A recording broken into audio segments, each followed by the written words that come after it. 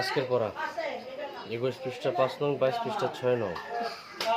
আর ইংরেজি বোর্ডের কি দিছে এগুলা 8 থেকে 11 দায়ের ব্যবহার।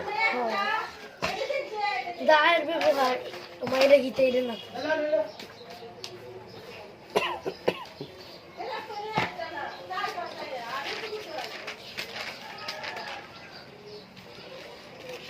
এই যে দায়ের ব্যবহার এনের ব্যবহার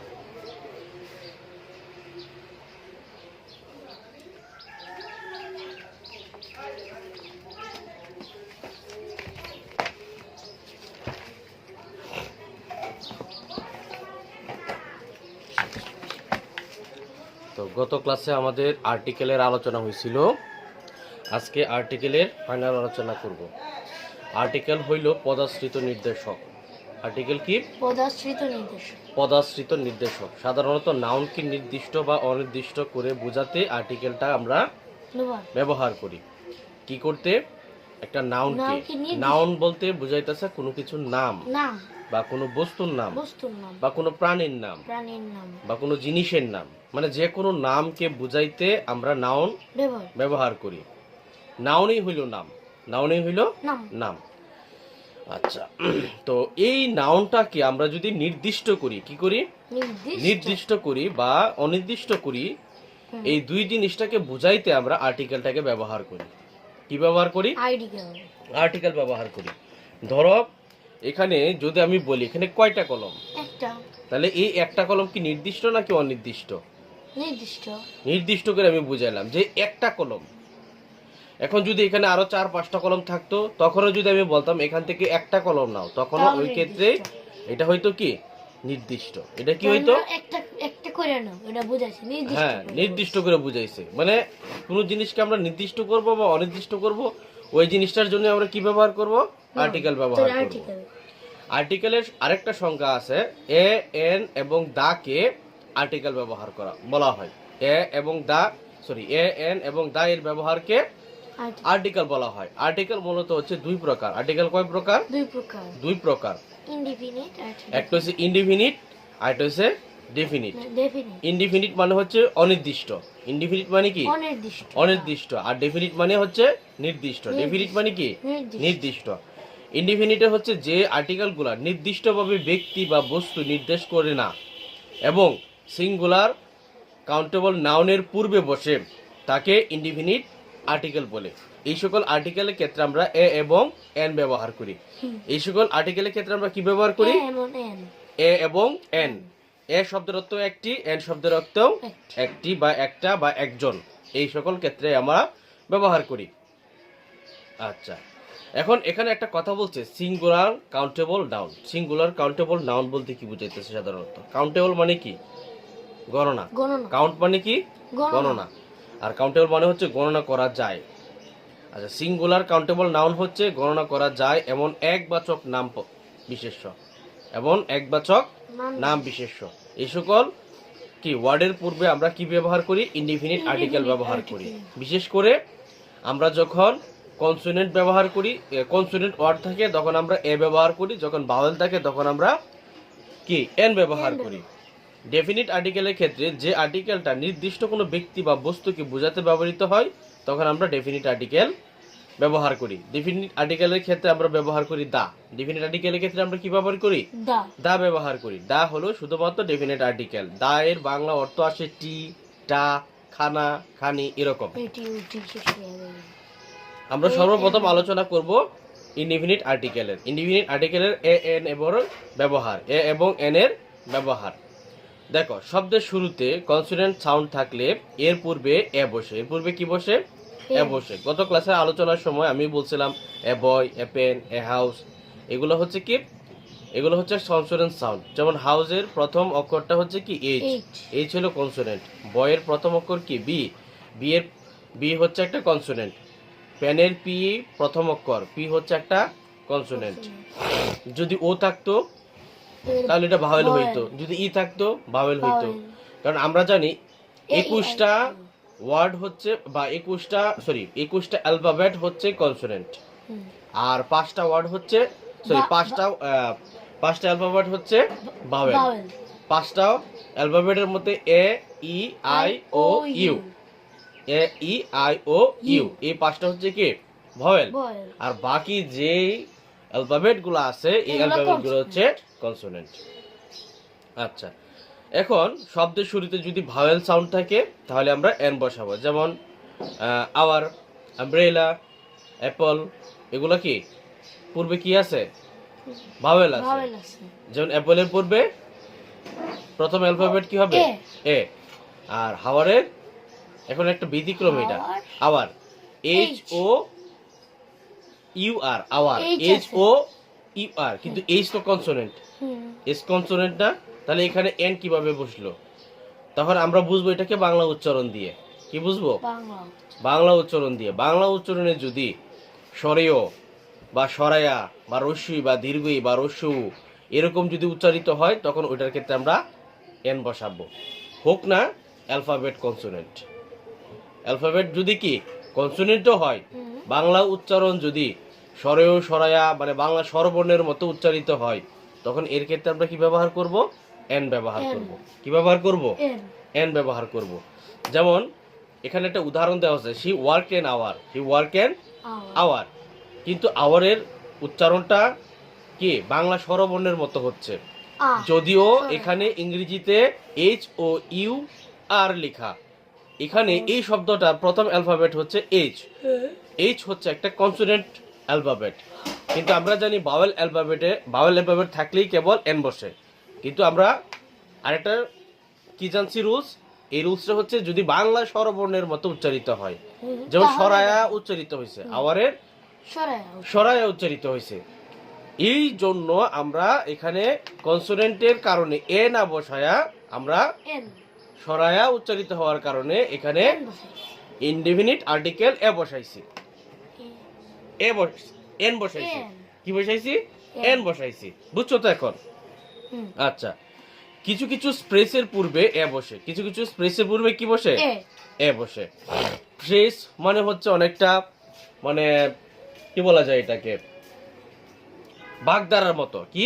বাগদা বাগধারার মতো। যেমন ইনে বয়, ইনে হারি, ইনে ফিক্স, ইনে বয়, ইনে হারি, হ্যাঁ, তারপরে কি তোমার ইনে ফিক্স, এগুলোর ক্ষেত্রে কি বসে? এ বসে। এ আবার যদি প্রেস ছাড়াও যদি ধরো, কি ধরো, প্রেস ছাড়াও যদি ধরো, তাহলে এখানে কি আছে? বি আছে, এনে এইচ আছে, এনে এফ আছে, এবং এই সকল অ্যালফাবেটের ক্ষেত্রেই যেহেতু এই সকল অ্যালফাবেট কি কনসোনেন্ট, সেহেতু এই সকল অ্যালফাবেটের আগে কি বসবে? এই বসবে। ঠিক আছে?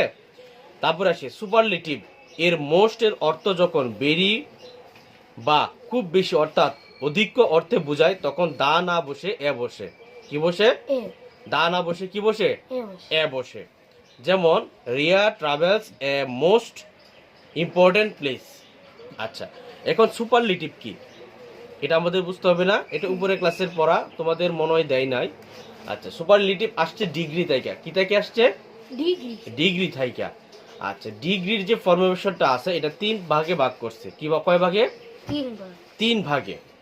হ্যাঁ, এর মধ্যে সুপারলেটিভ হচ্ছে একটা, এর মধ্যে সুপারলেটিভ হচ্ছে কি একটা একটা। আচ্ছা, যখন উপরে ক্লাসে উঠবা তখন এই সকল বিষয়ে আলোচনা হবে।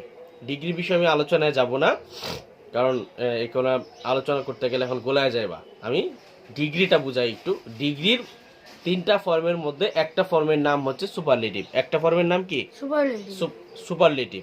তো এই সুপারলেটিভ এর ক্ষেত্রে সবসময় যে শব্দটা থাকবে, মনে করো যে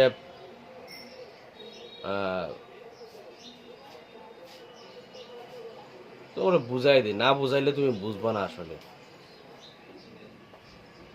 একটা বুঝাই দেই তাইলে বুঝবা। সুপারলেটিভ যে 3 প্রকার বললাম, 3 প্রকারের মধ্যে একটা হচ্ছে পজিটিভ, একটা হচ্ছে কম্পারেটিভ, আর একটা হচ্ছে সুপারলেটিভ। কি বলছি? Positive, positive comparative, comparative superlative superlative. যেমন এটা কিভাবে বিভাজিত হয়? ধরো আমি বললাম he is a good boy, he is a good boy good boy, সে একজন ভালো ছেলে। সে একজন কি ছেলে? ভালো ভালো ছেলে। আমি এখানেই বুঝাই দেই। আমি বললাম যে ডিগ্রিটা একটু বুঝাই দেই। ডিগ্রিটা সাধারণত অ্যাডজেক্টিভ দিয়ে ব্যবহৃত হয়। ডিগ্রিটা কি দিয়ে ব্যবহৃত হয়? অ্যাডজেক্টিভ। অ্যাডজেক্টিভ দিয়ে ব্যবহৃত হয়। ডিগ্রি কি দিয়ে ব্যবহৃত হয়? অ্যাডজেক্টিভ দিয়ে ব্যবহৃত হয়। ডিগ্রি কয় প্রকার বলছি? তিন প্রকার। কি কি বলছি? পজিটিভ, কম্পারেটিভ, কম্পারেটিভ আর হচ্ছে সুপারলেটিভ। সুপারলেটিভ। আচ্ছা, আমি বললাম একটা উদাহরণ, হি ইজ এ গুড বয়। কি boy? He is a good boy. Good boy. সে একজন ভালো ছেলে। ভালো ছেলে। এখন এই গুড হচ্ছে কি এখানে অ্যাডজেক্টিভ। এই গুড কি? অ্যাডজেক্টিভ। তাহলে পজিটিভ,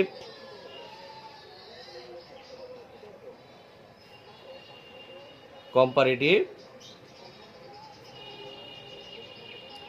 সুপারলেটিভ। তাহলে এই গুড হচ্ছে অনেক পজিটিভ, অনেকটা ওই যে প্রেজেন্ট, ফার্স্ট পার্টিসিপল এটার মতো। কথা বুঝছো কি না? এটা অনেকটা এটার মতো। যেমন এটার গুড হচ্ছে কি পজিটিভ, বেটার হচ্ছে কম্পারেটিভ, আর বেস্ট হচ্ছে সুপারলেটিভ। বেস্ট কি? Good, best, good, better, best. Best. তিনটার অর্থ একটাই। তবে গুড তো ভালো, বেটার তো আরো ভালো, বেস্ট তো আরো ভালো।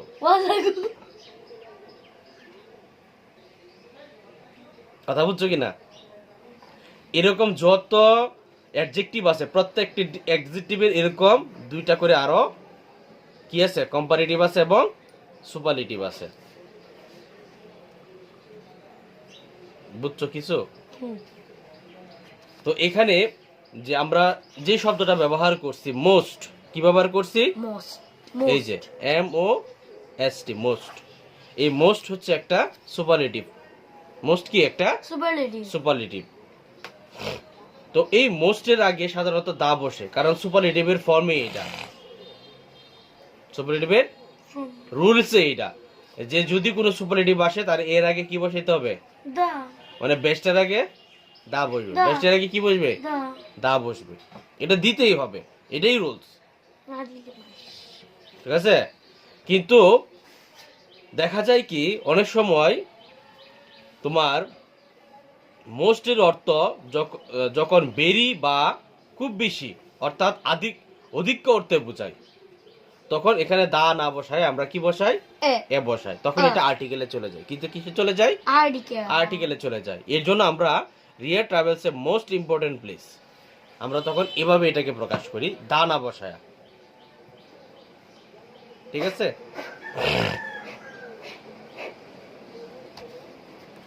তারপরে আসি, ইংরেজি ওয়ার্ডের প্রথম অক্ষর ভাওয়েল হওয়া সত্ত্বেও এর উচ্চারণ যদি ইউ বা ও বা ওয়া, কি উচ্চারণিত হয়েছে? ইউ বা ওয়া এর মতো হয়, তাহলে কি বসবে? এ বসবে, কিন্তু এন বসবে না। এখানে একটা শর্ত দিছি, কি বুঝছে? যে আছে সামনে কি? ইউ, এবং আছে সামনে কি? ও। কিন্তু শর্ত মতে এগুলো হচ্ছে কি? Vowel alphabet. এগুলা কি? Vowel alphabet. এগুলা কি? Vowel alphabet. তাহলে হওয়ার কথা কি ছিল? এন হওয়ার কথা ছিল। কি হওয়ার কথা ছিল? কিন্তু হইছে কি? এ। কেন এরকম হইছে এটা একটু আমরা বুঝি। কারণ এটার উচ্চারণটা বাংলা উচ্চারণের মতো, ইউ রস্যই ইউ, আর হচ্ছে যে ওয়া, উ এবং উস্তোয়াকারা ওয়া, এই সকল কারণে শুধুমাত্র এটার আগে কি বসবে? এ বসবে। যেমন এখানে ইউরোপিয়ান, কি আছে? ইউরোপিয়ান, ইউনিভার্সিটি, ওয়ান, এগুলার আগে কি বসছে? এর না বসে কি বসছে? এ বসছে। কথা কি বুঝে আসছে?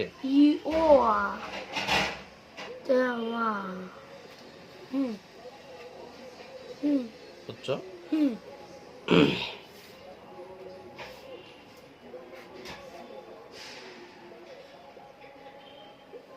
তাহলে আমব্রেলা আগে এ বসবে নাকি এন বসবে? এন বসবে। কারণ এটা সরায়ার মতো উচ্চারিত হয়েছে এর জন্য।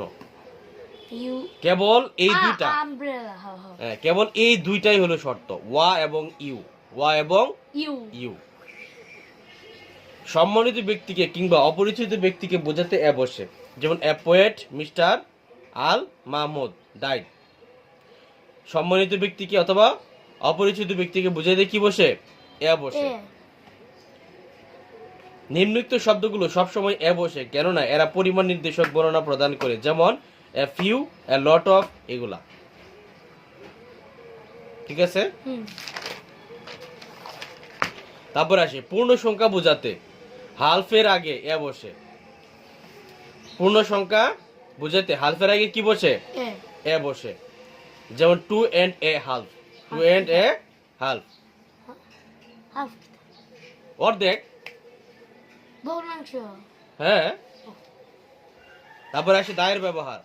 পৃথিবীতে যেটার অস্তিত্ব দ্বিতীয়বার নাই, অর্থাৎ যেটা মূলত একটাই বর্তমান আছে, এটি যুগে যুগে টিকে আছে, এগুলো বোঝাইতে দা বসে, যেমন the moon, the sun, the sky, the star, the earth, the Jupiter, the Saturn, the Mars, the Uranus, the galaxy the galaxy, the Milky Way, Milky Way galaxy the Kepler.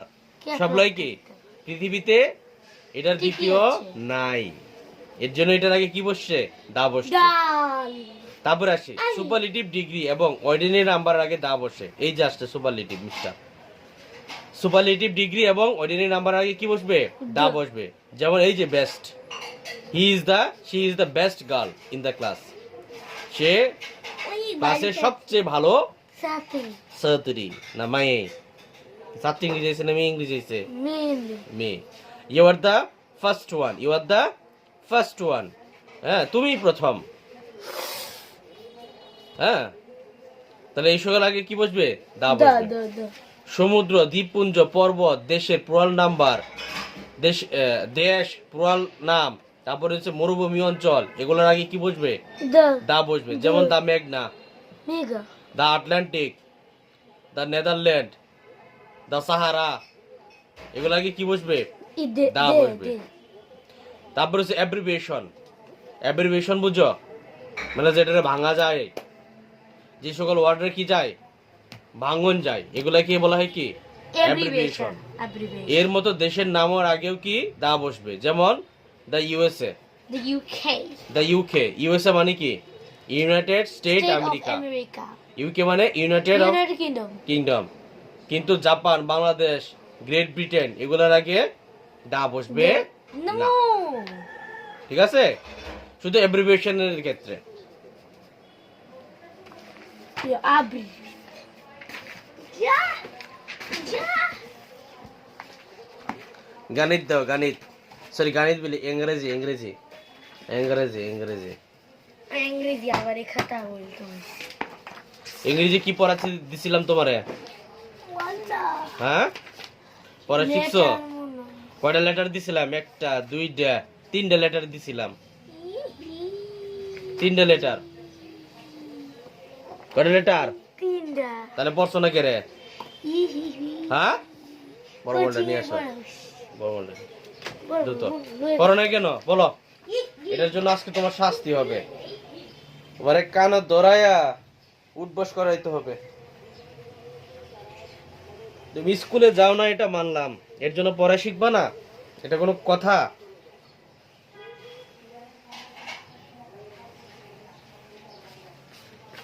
Noor,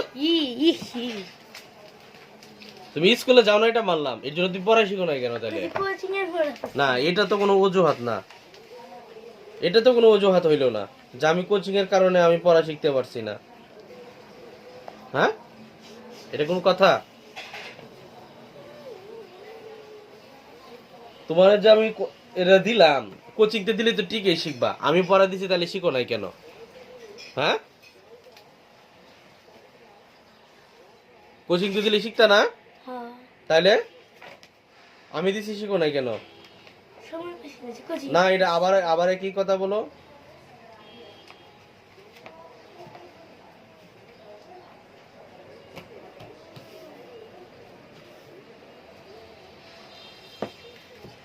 coaching এর পড়া হোক আমার পড়া হোক, তোমার যেহেতু স্কুলে যাও না, তোমার হাতে অনেকটাই সময় থাকে, আর তোমার সারাদিনে কোনো টিউশনও থাকে না, 12টার আগে তোমার সব শেষ। তার মানে সারা দিন পাইতাছো তুমি, সারা রাত পাইতাছো তুমি। কথাটা মানান গেল না নোর।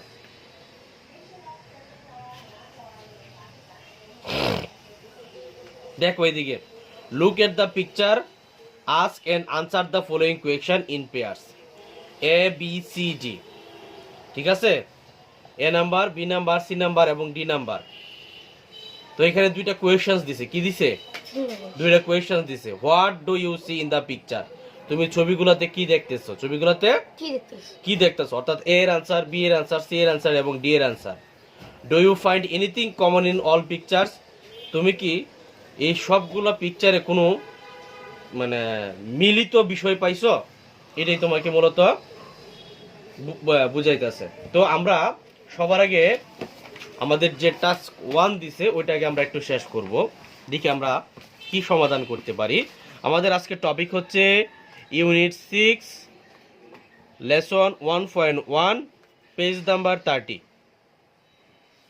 Page number 30। তো আমরা এখন সমাধান করব প্রথম প্রশ্নের, what do you see in the picture. What do you see in the picture, যে তুমি ছবিগুলোতে কি দেখতেছ।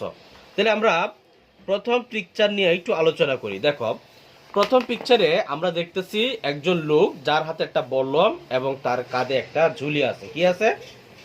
ঝুলি। আমরা জানি আগেরকার মানুষের যে তথ্য আদান প্রদান করত ঠিক এইভাবেই, ঠিক এভাবেই, অর্থাৎ কাঁধে একটা ঝুলি নিত, হাতে একটা বল্লম নিয়া, হারিকেন নিয়া ছুটতো। ঠিক আছে, এবং এভাবেই মানুষের তথ্য আদান প্রদান করত। তাহলে এটা একটা মাধ্যম, এগুলা কি একটা মাধ্যম, অর্থাৎ প্রাচীন বা ঐতিহ্যবাহী সময়ে একজন বার্তাবাহক যিনি বার্তা বহন করতেছে।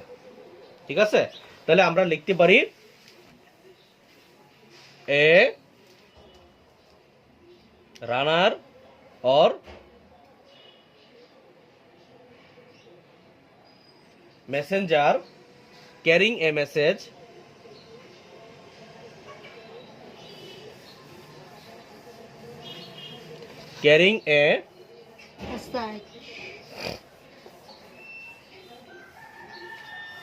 carrying a message in ancient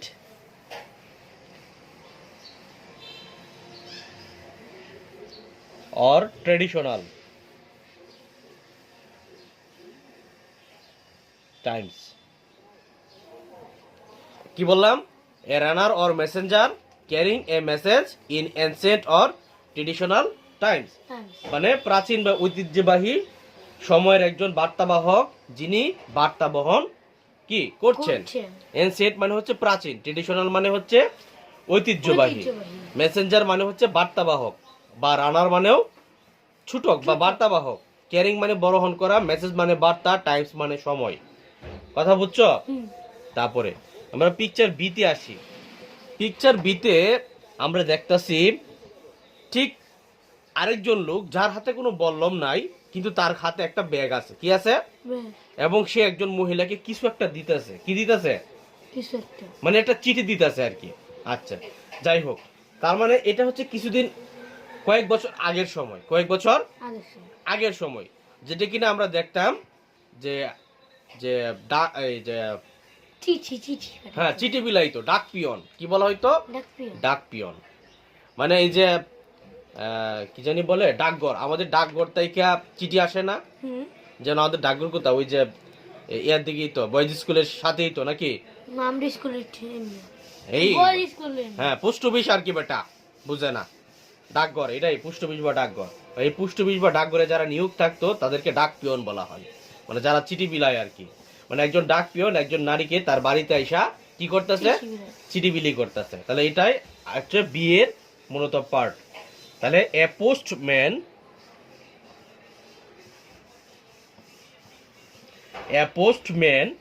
delivering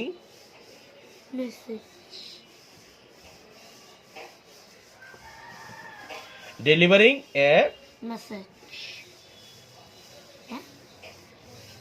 physical letter Physical letter. Message না। to a woman at her key How? home. Home. A postman delivering a physical letter to a woman at her home. মানে একজন ডাক peon একজন নারীকে তার বাড়িতে চিঠি বিলি চিঠি করছেন। বিলি করছে। কি করতেছে? চিঠি দিতে গিয়েছে। চিঠি বিলি করছেন। সি নাম্বার আমরা দেখি যে সময় এখন পাল্টিছে। সময় এখন কি পাল্টিছে। পাল্টিছে। একজন ব্যক্তি সামনে কি ল্যাপটপ নিয়ে বসছে, বৈশা টিন টিন টিন টিন করতেছে। মানে সে কাউকে না কাউকে হয়তো কি কোন একটা কিছু পাঠাইতেছে। মানে একজন নারী ল্যাপটপ ব্যবহার করছেন সম্ভবত ইমেল বা তাৎক্ষণিক একটা বার্তা পাঠানোর জন্য। তাৎক্ষণিক একটা বার্তা। বার্তা পাঠানোর জন্য। তাহলে a women using a laptop, a women using a laptop. Laptop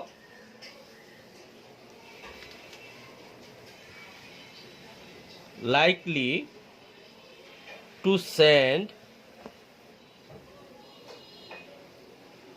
এখন কি এ ইমেল হবে নাকি এন ইমেল হবে বলো? An email. N E. Email, শুধু ই উত্তর দিতে হইছে। N email or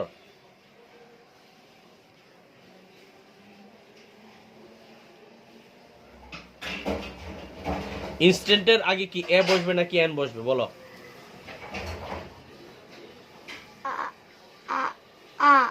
A. তারপর এন, ই এন। আবারও ই উচ্চারিত হইছে। N.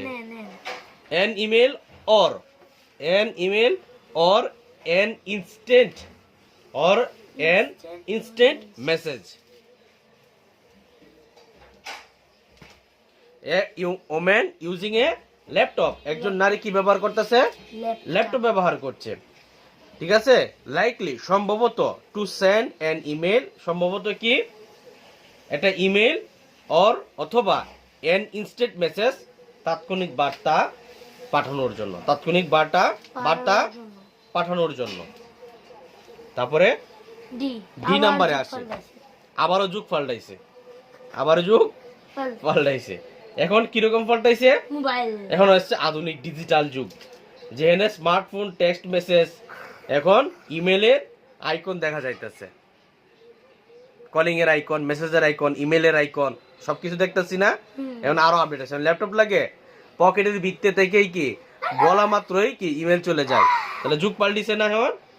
তাহলে আধুনিক ডিজিটাল যুগের মাধ্যম, যেখানে কি যেমন স্মার্টফোন, টেক্সট মেসেজ এবং ইমেলের আইকন দেখা যাচ্ছে। তাহলে icon representing modern digital communication. Icons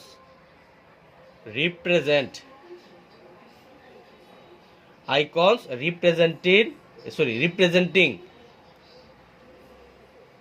modern digital communications নাকি সরি communication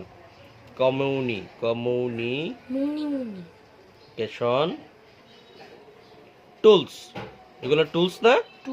টুলস লাইক যেমন কি কি বলছি? স্মার্টফোনস,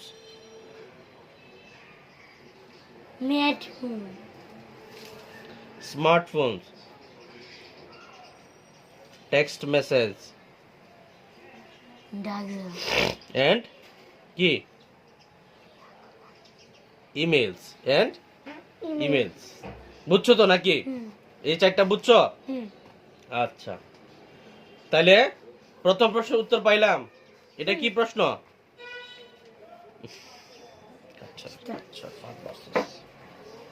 তাহলে প্রথম প্রশ্ন পাইলাম। তাহলে প্রথম প্রশ্ন কি ছিল?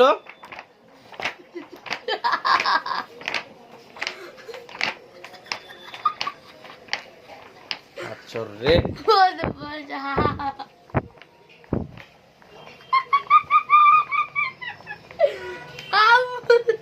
তাহলে প্রথম প্রশ্ন কি ছিল? What do you see in the picture? তুমি ছবিগুলোতে কি দেখতেছো? তাহলে এই পাঁচটা ছবির বর্ণনা, চারটা ছবির বর্ণনা পাইছো? আচ্ছা, তারপরে 2 নম্বরে আসি। আচ্ছা 2 নম্বরে কি বলছে, do you find anything common in all picture. এই সকল যে ছবিগুলো আমরা দেখলাম এবং খুঁজলাম, বা তাহলে এই ছবিগুলোতে একদম মিল কি আছে এই ছবিগুলোর মধ্যে? মিল্কি। আচ্ছা তোমার মতে এই ছবিগুলোর মধ্যে কি মিল আছে বলো তো? যুগে যুগে জিনিস পাল্টাইছে। ধর বেটা, সবাই চিঠি বিলাইতেছে, তথ্য পাঠাইতেছে, এটাই তো মিল। সেই করতেছে। এই ছবিগুলোর মধ্যে সাধারণ বিষয় হলো কি যোগাযোগ, অর্থাৎ যোগাযোগ কমিউনিকেশন। ছবিগুলো বিভিন্ন যুগে মানুষের তথ্য কি পাঠানো হয়। বা বার্তা আদান প্রদান করার বিভিন্ন মাধ্যম এবং সরঞ্জামকে নির্দেশ করছে। তাহলে আমাকে প্রশ্ন করছে কি, do you find anything common in all pictures? তাহলে আমি বলবো কি ইয়েস। কি উত্তর দিব? ইয়া। ইয়াস, হ্যাঁ। দা কমন, কি লিখবো? দা Come on. কমন কি থিম।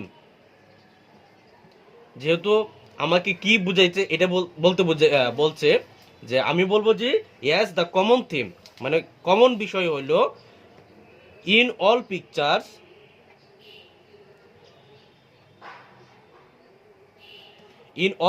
মানে সবগুলা ছবিতে কি কমন হইলো? পিকচার্স ইজ কি যোগাযোগ, কমিউনিকেশন। কি Communication.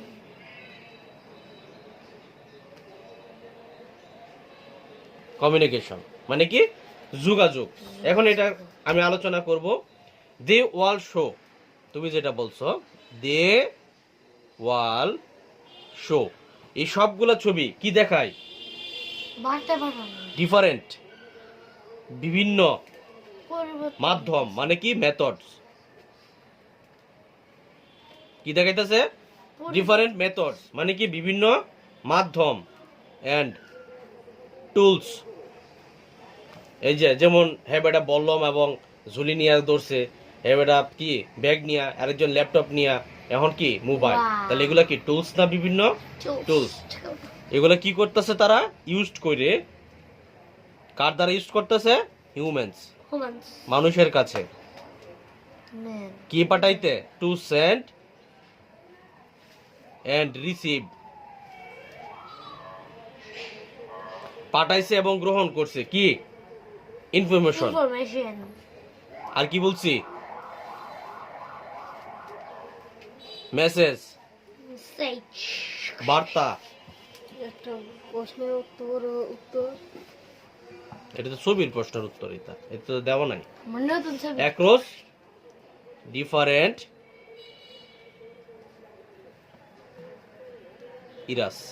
ইরাস মানে যুগ, ইরাস মানে কি যুগে।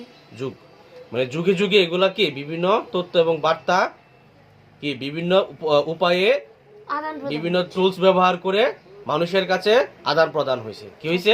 আদান প্রদান। আদান প্রদান হয়েছে। বুঝছো তো নাকি? হ্যাঁ। এই হচ্ছে এই ছবির উত্তর। তাহলে এই 1 নাম্বারটা মুখস্থ। কোচিং এর পড়া না। না, আমার পড়া। কোচিং এর পড়া তোর পড়া তো ঠিক বন্ধু একটা যদি না কোচিং রে পিছে ওলায় দিছি। পড়া পড়ে কি করবে কোচিং মাথাত না এরা কোচিং পিছে চলে গেছে, পিছে পিছে থাকলে তো হয় পারে না কেড়ে পারতো না, সব বুঝাই দিছি। যাই। পারতো না বাকি। পারে না করলে তো কে পারে না এটা করলে তো অনেক কিছু পারে না তা দিয়া হয়ে দেখার কি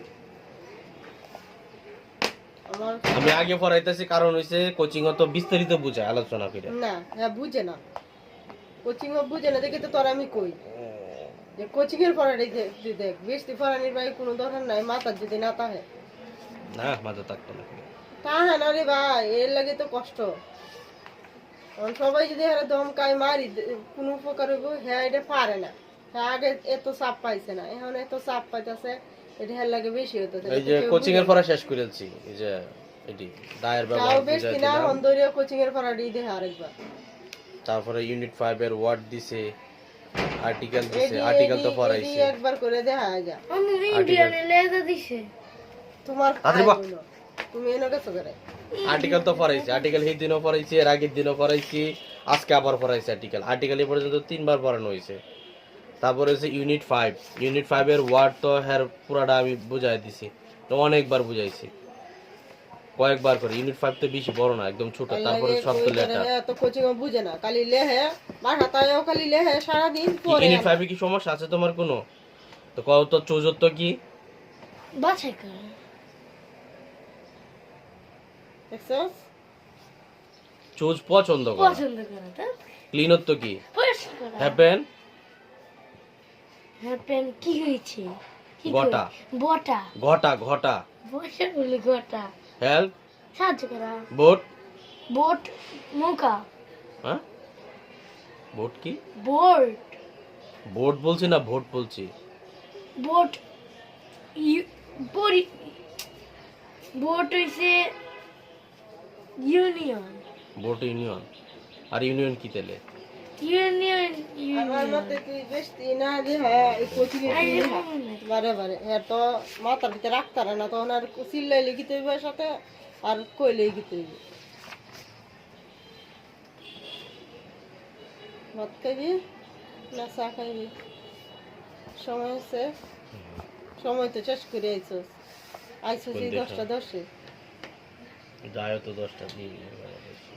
যাস তো ঠিক আছে, পরে তো তোর সময় পাস না, তো তাড়াহুড়া শুরু হয়ে যায়। আচ্ছা তাহলে আজকের টপিকটা কি পড়াইলাম?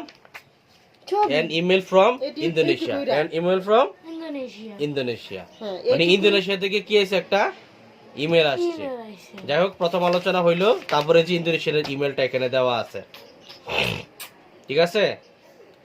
বলছে রিড দ্য ইমেল কেয়ারফুলি। এটাই তোমাকে মূলত মুখস্থ করতে হবে। আবার আল্লাহ গো কতটা ইমেল টিমেল কবে জানি ল্যাপটপ ধরা আছে। এডি ওখানে না যে হেডি রে আরেকটু জ্বালা দে জ্বালা দেখি এইভাবে জ্বালা দিবি না। আমার কথা বেশি না ধরে একটু একটু ধর, কিন্তু মাথার যাতে তা হয় কিছুটা। হ্যাঁ তো কোচিং বুঝে না, সকালে কোচিং বুঝতে ইউনিট তো আরো 6 এর কষ্ট বেশি হয়ে কিছু যায়। না, ইউনিট 6 এর কমই টপিক। এটা শেষ করায়া পরে আবার ইউনিট 5 তে শুরু করাম। আবার ইউনিট 5 এবং 6 দুইটা আলোচনা করা শেষ করে পরে। আচ্ছা এটা আগামীকাল ক্লাসে আলোচনা করব না। মানে তুই দেখাইবে একটু একটু খালি আগাইতে হইবে, কিন্তু এমন না যে চাপ দে। কোচিং এর খালি চাপ দিবি তুই, কারণ কোচিং এ বুঝেও না পরেও না। বাহার যে ফুর পর একটু এটাও করে না। আর কাল ও তুলি হাই দিয়ে হেললে হাই শেষ হয় না। রাইতের প্রত্যেক দিন 12টার সময় আমার শোন লাগে। আর হ্যাঁ তো শোয় 12টার সময়, শোয় হিরে 4টার সময় উঠতে পারে। কোচিং কই এবার চললে কয়দিন কোচিং পরে করে পৃষ্ঠা আছে কয়দিন পরে পাগল হয়ে আইছে। যাবি। 21 পৃষ্ঠা 22 পৃষ্ঠা। এটা তাইছে ওকে না 6 নং পর্যন্ত আইছে। চলো আচ্ছা ব্যাপার না। এটা কি তুমি করে দেখাইছো নাকি হ্যাঁ করে দেখাইছে? পারছো অঙ্ক? হ্যাঁ ফার্স্টে যখন থেকে একটা দি হ্যাঁ এদেই করাইছি সব অঙ্ক। আমার কত পর্যন্ত হইছে? 23 পৃষ্ঠা। এটি শেষ হয়েছে কথা এটা। হ্যাঁ তুই কোচিং 24 এর ঠিক পৃষ্ঠা। তুই দেখা। হুম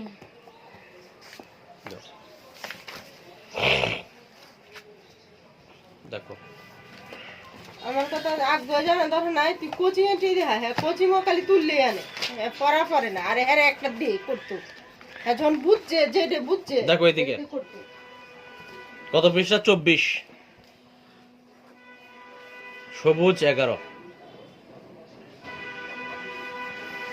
সবুজ 11 বলছে মা ও মেয়ের বয়সের সমষ্টি হলো 56 বছর। কত বছর? 56 56 বছর। মা বয়স মেয়ের বয়সের 3 গুণ। কয় গুণ? 3 গুণ। অর্থাৎ মার যে বয়স তার মেয়ের যে বয়স, এই বয়স থেকে কয় গুণ বেশি? 3 গুণ বেশি। এখন আমাদের প্রশ্ন হইল তাদের প্রত্যেকের বয়স কত? তাদের প্রত্যেকের বয়স কত? আচ্ছা তাহলে মায়ের বয়স মেয়ের বয়সের কয় গুণ? 3 গুণ। 3 গুণ। তো মা ও মেয়ের বয়সের সমষ্টি সমান মেয়ের বয়স যোগ মেয়ের বয়সের 3 গুণ, চিত্র অনুযায়ী। কথা বুঝছো কিনা? কি বুঝছো বলো? মা ও মেয়ের বয়স বছর এত। হুম মা ও মেয়ের বয়স এত। কত? এই যে এনে বলছো কত? বয়সের সমষ্টি কত? 56। 56। তাহলে আমরা লিখি, তাহলে মা বলতে দেওয়া আছে কি মায়ের বয়স মেয়ের বয়সের কয় গুণ। 3 গুণ। আমরা লিখব মায়ের বয়স বয়স মেয়ের বয়স মেয়ের বয়সের 3 কত গুণ? 3 3 গুণ। তো বয়সের সমষ্টি কত দেওয়া আছে? 3। 3 তো সুতরাং মা ও মেয়ের বয়সের সমষ্টি সমষ্টি সমান 56 মেয়ের বয়স যোগ মায়ের বয়স সমান 56। মেয়ের মেয়ের বয়স যোগ মায়ের বয়স সমান 56। বয়সের 3 গুণ। এটা মা ও মেয়ের সমষ্টি কত? মেয়ের বয়স যোগ মেয়ের বয়সের 3 গুণ না? মেয়ের বয়সের 3 গুণ। বা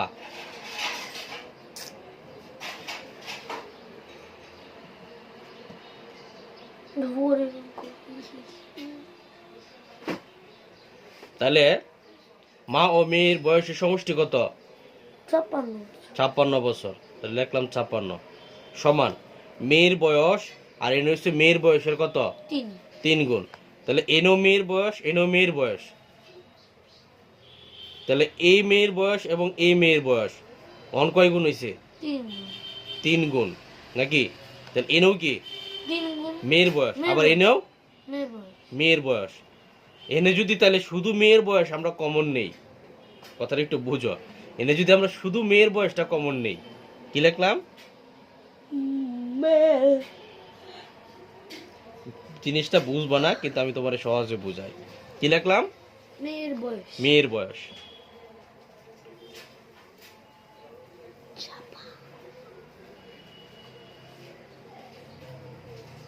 যদি কমন নেই তাহলে 1 যোগ 3 গুণ দাও, বুঝছো কিনা?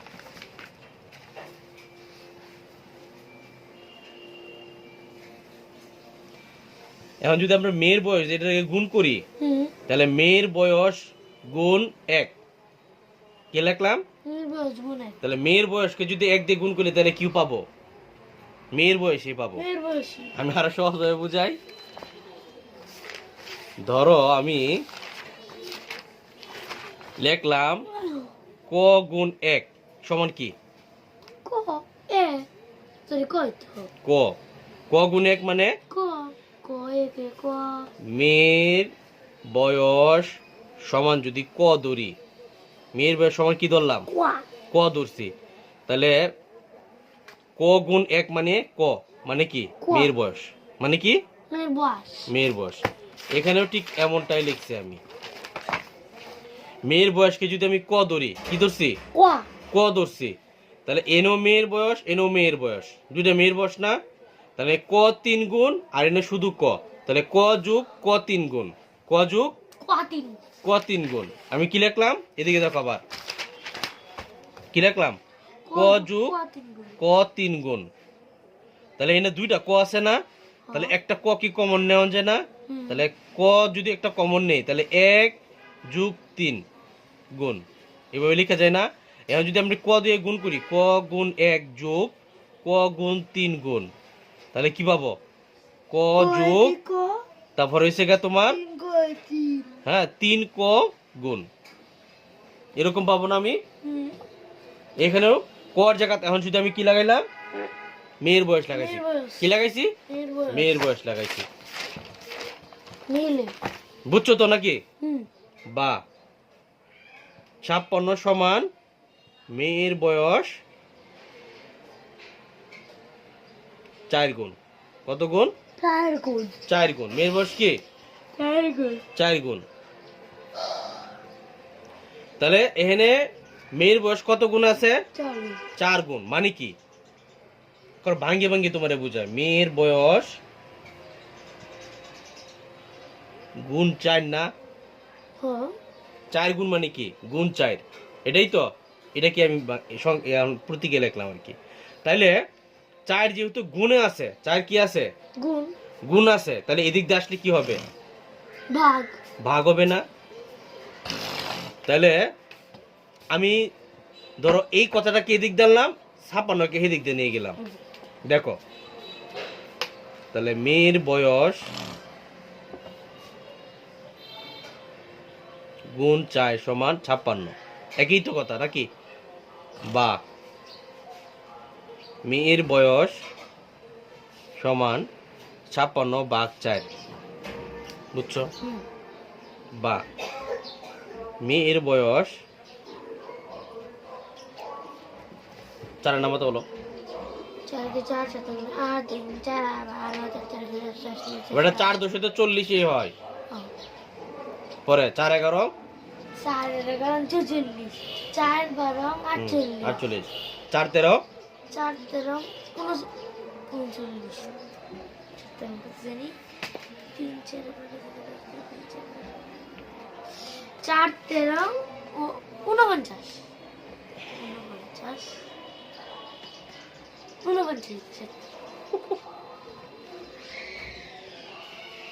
3 4 12, 4 1 4 5 52, 4 4 16, 4 1 4 5। মিলে গেছি। তার মানে মেয়ে 14 বছর। কত বছর? 14 14 বছর। মেয়ের বয়স কত? 14 বছর। তাহলে সুতরাং সুতরাং মেয়ের বয়স মায়ের বয়স কত? মেয়ের বয়সের 3 গুণ। 3 তাহলে তাহলে সুতরাং মায়ের বয়স 52 তে 14 বাদ দেব। তাহলে মায়ের বয়স আমরা চাইলে এটাকে এভাবেও করতে পারি, আবার 56 থেকে 14 এটাকে বিয়োগ করতে পারি। দুইটা নিয়মেই করাবো। তাহলে মায়ের বয়স সমান মেয়ের বয়স 14 গুণ 3 3 সমান 14 গুণ 3 3 সমান কত? 3 4 12, 3 কি 3 4 আর 1 4 নাকি? কত হয়েছে? 42 না? মাই বিয়ে 42। ওই দিন 3 4 12, 2 হাতের আছে 1, 3 কি 3 1 4, ঠিকই তো আছে 42। কত আছে? 42 বছর। এটা একটা নিয়ম। আরেকটা নিয়ম করা যায়। আরেকটা নিয়ম হচ্ছে অথবা লিখে, হ্যাঁ, অথবা লিখে অথবা লিখে করি, অথবা বিউলি মা ও মেয়ের বয়সের সমষ্টি সমান 56 বছর। মেয়ের বয়স সমান 14 বছর। তাহলে সুতরাং মায়ের বয়স সমান কত আছে? 2 4। 42 বছর। দুইটা নিয়ম, অক্ষরে অঙ্কের মতো। বুঝছো? তাহলে তাদের প্রত্যেকের বয়স কত হয়েছে? সুতরাং মায়ের বয়স 42, মেয়ের বয়স 14। 42 ও মেয়ের বয়স 14 বছর। কত বছর? 14 14 বছর। বুঝছো? ভালো করে বুঝছো?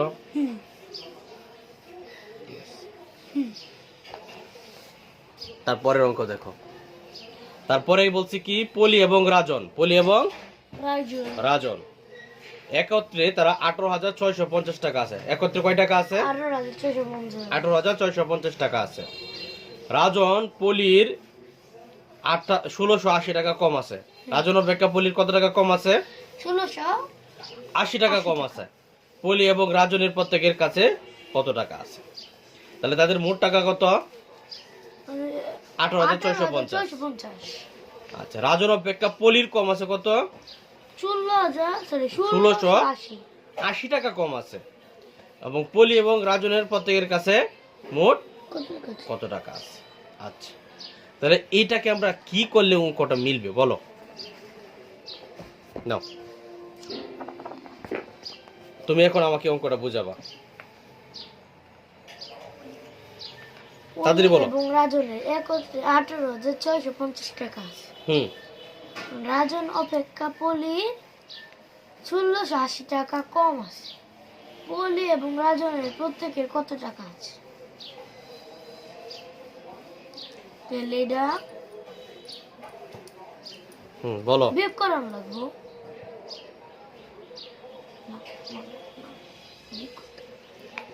কম আছে 18,650 থেকে 1680 বিয়োগ করা।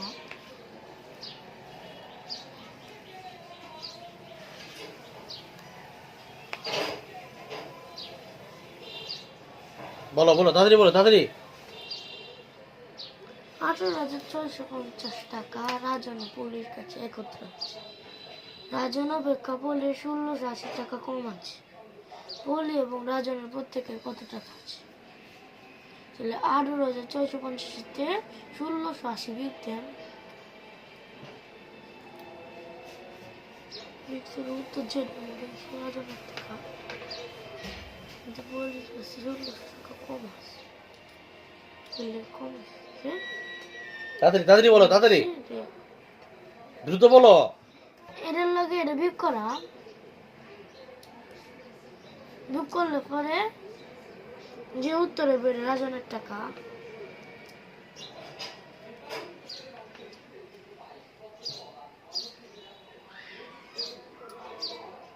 কিন্তু পরে তো কম আছে 1600 টাকা।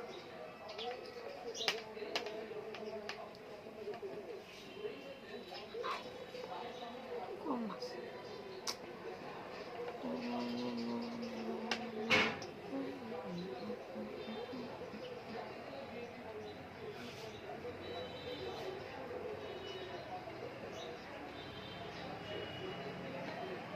পারতেছো না? দেখো, জিনিসটা সহজে বুঝাই। হ্যাঁ, মানে কি বলছে, পলি এবং রাজনের একত্রে মানে মোট টাকা কত? 18,650 18,650 টাকা। এর মধ্যে রাজন অপেক্ষা পলির এত টাকা কম আছে, মানে রাজনের বেশি আছে। রাজনের কি আছে? বেশি বেশি আছে। তাহলে রাজনের যেহেতু বেশি আছে, পলির যেহেতু 1680 টাকা কম আছে, সেহেতু পলি এবং রাজনের টাকাটা কি হবে, এটাই তো আমাদের বের করতে হবে। আচ্ছা, সর্বপ্রথম আমরা যেটা বের করব সেটা হচ্ছে এইটার পার্থক্য, অর্থাৎ এটার আমরা ভাগফল বের করব। কি বের করব? ভাগফল বের করব। ভাগফলটা যদি বের করি তাহলে কিন্তু আমাদের উত্তরটা মিলে যাইতেছে। দেখো, এখন আমরা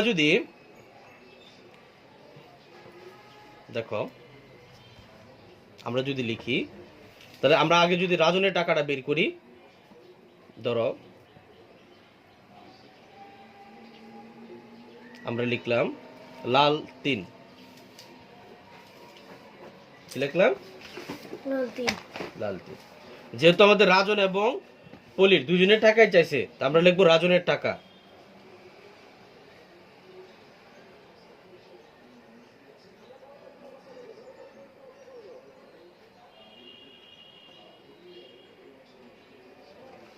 রাজনের কাছে আছে,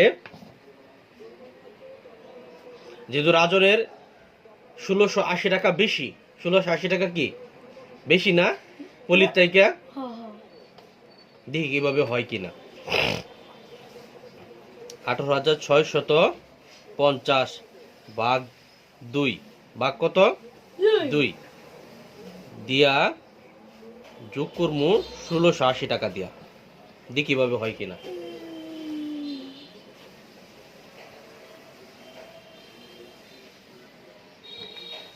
তাহলে 9 দুগুণে 18, 3 দুগুণে 6, পরে হয়েছে তোমার 2 দুগুণে 4, 5 দুগুণে 10। তাহলে কত? 9,325 যোগ হচ্ছে 16,080 সমান কত আসে? 5, 10, 7 আর 3 10, 10, 11 কত আসছে? 11,005 টাকা নাকি হয়েছে? 11,005 টাকা। আর তাহলে এটা হচ্ছে গা তোমার কার টাকা? রাজনের। টাকা যেহেতু রাজনের এই টাকাটা কি আছে, বেশি। বেশি আছে। হ্যাঁ, এখন যদি 1680 বিয়োগ করাম দেখতে নাকি? অঙ্কটা হচ্ছে না, এভাবে না, এভাবে না।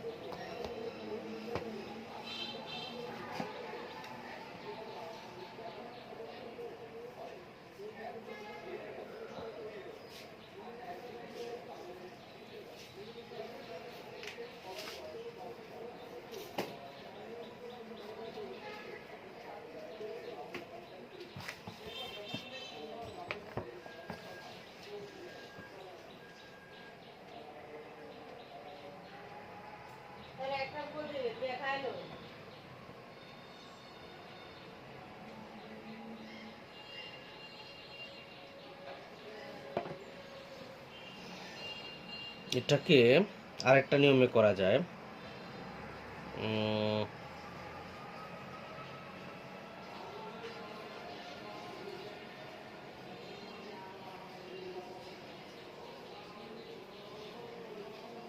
আরেকটা নিয়মে করি, দেখি কি আসে। আমরা আগে লিখে নিই, লিখলাম লাল 3। আমরা আগে মোট টাকাটা লিখবো। পোলিও এবং রাজনের একত্রে কত টাকা আছে? পলি এবং রাজনের একত্রে 18,650 টাকা আছে। কত আছে? 50 টাকা। 18,650 টাকা। এটা তো তাদের মোট টাকা। এটা কি তাদের মোট টাকা? মোট টাকা। এখন আমাদের বলছে কি, ঘুমাইতেছো? রাজন অপেক্ষা সুজয় পলি, ভাই, সুজয় ভাই। সুজয় বসো। রাজন অপেক্ষা পলির কয় টাকা আছে? 1680 টাকা কম আছে। 1680 টাকা কি কম আছে? কম আছে। তাইলে এটাকে তুমি এদিকে দেখো, পলি এবং রাজন একত্রে 18,650 টাকা আছে। হ্যাঁ, তাহলে সরাসরি আগের নিয়মেই লিখবো। সুতরাং রাজনের আছে সমান মোট টাকা কত? 18,650। পার্থক্য কত ছিল? 1680। তারপর আমরা 2 দিয়ে ভাগ করে দেখি তো কি হয়। তাহলে 0, 8, 9, 10, 11, 12, 13, 14, 15, 7 হাতে রেখে নিয়ে আসলে 7, 8, 9, 10, 11, 12, 13, 14, 15, 16, 9 হাতে রেখে এখানে আসলে 2। তাহলে তা কত থাকে? 4 নাকি?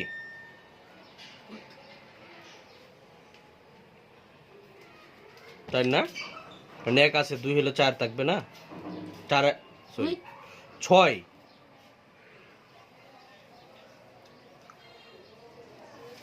1, 6, 8, 0 হাতে রেখে আসলে 2। তাহলে 4 আর 2 হলো 6, 6 আর 2 হলো 8 বেলা। তাহলে 6 থাকবে। 16,970 ভাগ হলো 2, 16,970। তাহলে 8 দোকানে 16 থাকবে 9, 4 দোকানে 8। হাতের একটাই এক উঠে ওই 7 দেখি তাই দিবা 17। না, পার্থক্য বিয়োগ করবো কেন? সেট সেট সেট সেট হা হা কাকা, পার্থক্য তো যোগ করতে হবে, কারণ এটা তো তার পলির কম আছে, রাজনের তো কম না। মিস্টেক মিস্টেক মিস্টেক হা হা কাকা। মিস্টেক। কম আছে পলির। তাহলে 0, 8, 5 হচ্ছে 13, 13, 3 হাতের আছে 1, 6, 4, 12 আর 1, 13, 3।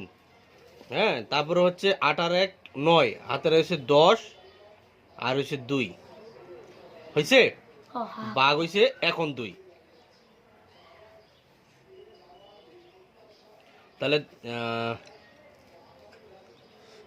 10 দুগুণে 20, 2 একে 2, 2 দুগুণে 4, 3 দুগুণে 2, 4 দুগুণে 8, 5 দুগুণে 6 দুগুণে 7 দুগুণে 8 দুগুণে 9 দুগুণে 10 দুগুণে 20। 10 ঢুকালে তো 20 তো আর লেখা যাবে না, বুঝি না তো। 2 একে 2 লিখতে হবে, পরে 0 2 0 0, পরে 3 2 একে 2, পরে আবার হলো 3, 13 কি তাহলে 2 একে 2 দুগুণে 4 12, ও মা 6 দুগুণে 12,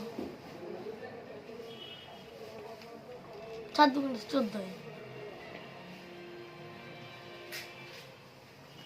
14, 6 দুগুণে 12। হা বাবা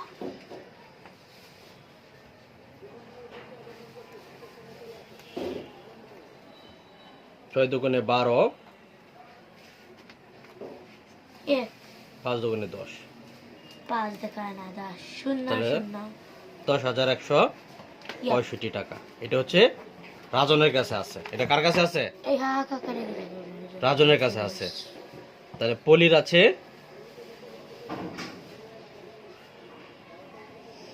তাহলে 10,165 না, হুম এই 10,165 থেকে আমরা রাজনের টাকাটা বাদ দিয়ে দিব,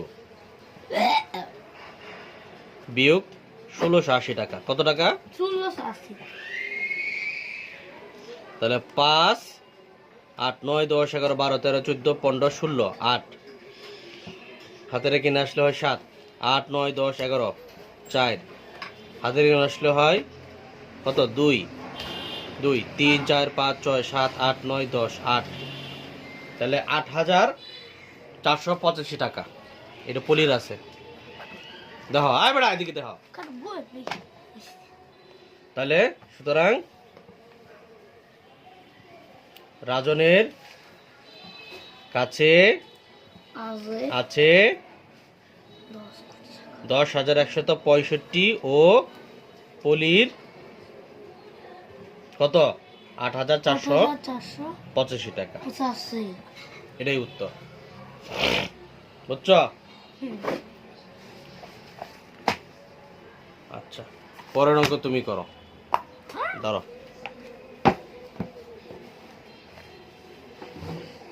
আমি 500 টাকা নিয়ে বাজারে গেল, সে 60 টাকা ধরে 2 কেজি করে আলু, 50 টাকা ধরে 1 কেজি পটল ও 55 টাকা ধরে 1 কেজি বেগুন কিনল।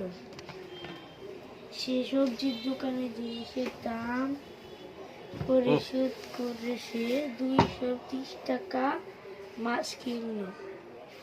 তার কাছে কত টাকা রইল? বলো। তো সব দিবি করতে। আবির 500 টাকা নিয়ে বাজারে গেল। আচ্ছা, তোমার কাছে এখন কত টাকা আছে? 500 টাকা আছে। 500 টাকা। তারপরে আলু কিনছো কয় কেজি? 60 2 কেজি। আলুর কেজি কত টাকা? 60 টাকা। আচ্ছা, তাহলে মোট আলুর পরিমাণ কত? 50 টাকা। লাত্তি তো খাওয়া হবে। কি কই 4 টাকা। তো লাত্তি দেওয়া লাগে না? কি কই 2 কেজি। 2 কেজি কিনছি না? হ্যাঁ। তা কয় টাকা আলু কিনছো? 20 টাকা। কি কই 30 টাকা। তারপর দিমো।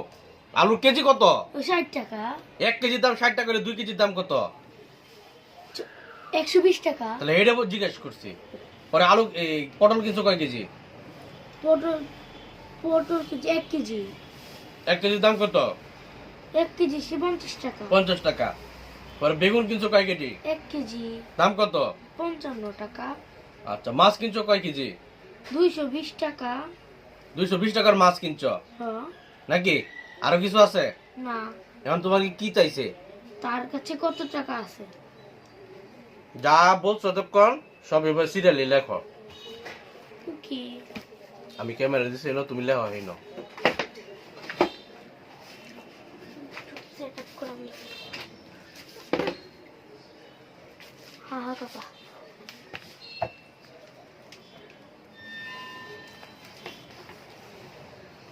সাজার গুজারি হালকা একটু বের। আগে লেখো আলুর দাম। আমি দেখতে পাচ্ছি না। আল্লাহ গো,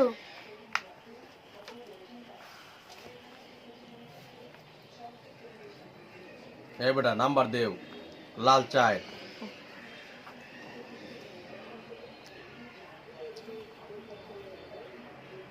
এগুলো আলুর দাম। আলুর দাম তাড়াতাড়ি লিখো। কত টাকা? কত টাকা? 60 টাকা। এভাবে লিখতেছে কেন? চেক করে লিখতে দিছি। হিবার সম্ভব করে আমরা। আলুর দাম 1 কেজি আলুর দাম 60 টাকা। 2 কেজি আলুর দাম এভাবে লিখবা। কেজি চলো, আহারে 2 কেজি। রাত্রে দেওয়া লাগে না এর এখন। ও 1 কেজি আলুর দাম 60 টাকা। মানে আলু কিনছো কয় কেজি? 2 কেজি। তাহলে 2 কেজি আলুর দাম কত? 2 কেজি আলুর দাম 60 গুণ 2 টাকা 120 টাকা। তারপর আর কি কিনছো? এর পটল। ভাই সবগুলো তো 1 কেজি না? যোগ করো। সব ডি ডি। এখন লিখবা 2 কেজি আলুর দাম 120 টাকা। তারপরে লিখবা হচ্ছে 1 কেজি পটলের দাম 50 টাকা, 1 কেজি বেগুনের দাম 55 টাকা,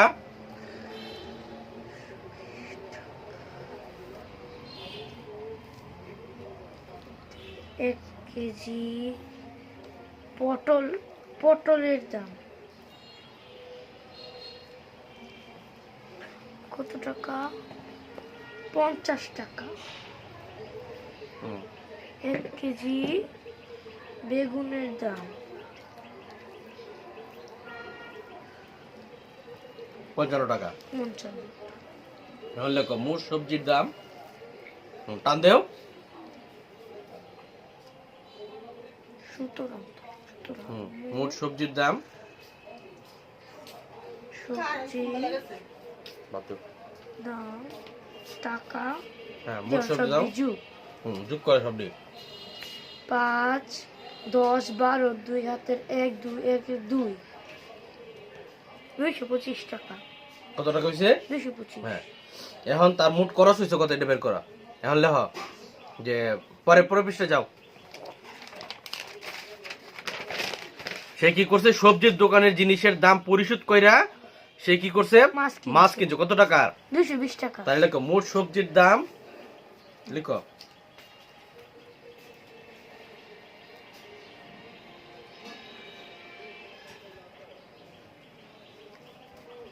কত আছে? 225 টাকা। পরে নিচে লেখা হচ্ছে মাছের দাম। মাছের দাম হচ্ছে 220 টাকা। যোগ করো। 5 4 কত হইছে? 445 টাকা। আচ্ছা এখন তার কাছে কি চাইছে? তার কাছে কত টাকা আছে? হ্যাঁ তাহলে সুতরাং অবশিষ্ট টাকা নিচে নিচে সমান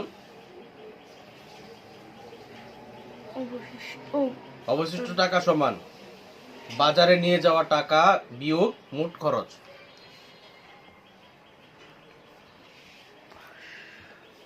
সমান বলতে এটা লিখছি, এটা মোট খরচ লেখো না কেন? 500 বিয়োগ 445 টাকা। কত আসে? 10-তে 5 বিয়োগ দিলে 5 আর হাতের 1, হাতের 1 নইলে 5। 10-তে 5 বিয়োগ দিলে 5 আর হাতের 1 নইলে 5। 5-তে 5 বিয়োগ দিলে 0। 55 টাকা। এটাই উত্তর, এটাই তার কাছে আছে। সুতরাং তার কাছে অবশিষ্ট রইল 55 টাকা। MHS Intellect Academy. Think super. Be different.